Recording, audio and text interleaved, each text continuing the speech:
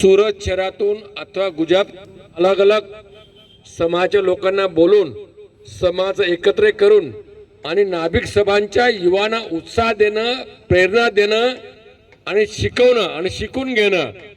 कारण मी पाहतो आल्यापासून 30 मिनिटापासून पाहतो आहे, कॉमेंटेटर पण खूप चांगल्या प्रकारे बोलतायत, फिल्डिंग बरोबरनी असंही बोलतायत, सांगतायत. हे सगळं जमवणं करणं समाजाला एक प्रेरणा देण्याचं काम करतायत. गुलाबराव माझे खूप चांगले मित्र आहेत.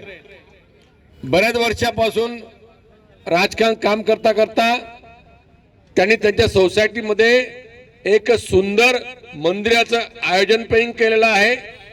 सगळ्या समाजाच्या लोकांना एकत्र करून आणि स्वतः समाजाला पण राष्ट्रीय स्तरावर देश स्तरावर एकत्र करून कमिटी करून अलग अलग ठिकाणी अलग अलग गावामध्ये अलग अलग तालुक्यामध्ये जिल्ह्यामध्ये वार्डवाईज सूरत शहरात कमिटी केली. त्याबद्दल मी त्यांना धन्यवाद पाठवतो, अभिनंदन देतो.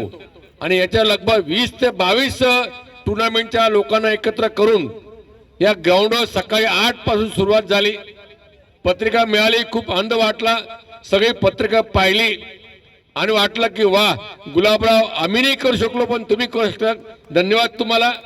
कुठल्याही पदावर नाही आहेत, कुठली सत्ता नाहीये, तरी पण समाजाच्या नावाने समाजाच्या लोकांना एकत्र करून समाजाची टीम उभी करून अलग अलग समाजाला आव्हान देऊन, कारण यामुळे आपले मुलं निर्व्यसनी होतील, आपले मुलं त्यांचं शरीर चांगलं होईल, स्वस्थ चांगलं होईल.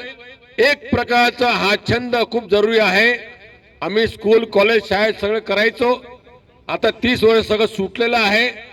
तरी पण गुलाबरावने जे हा निर्णय घेतला, समाजाच्या नावाच्या बॅनरवर एकत्र करून सगळ्या युवानांना कुठल्याही प्रकारचं व्यसन न लागता, हेल्थ इज अ वेल्थ, शरीर आपली संपत्ती आहे, हे लक्षात घेऊन कार्यक्रम करतायत. त्यांना खूप खूप धन्यवाद. समाजाच्या सगळ्या टीमला धन्यवाद. भारत माता की जय. वंदे मातरम.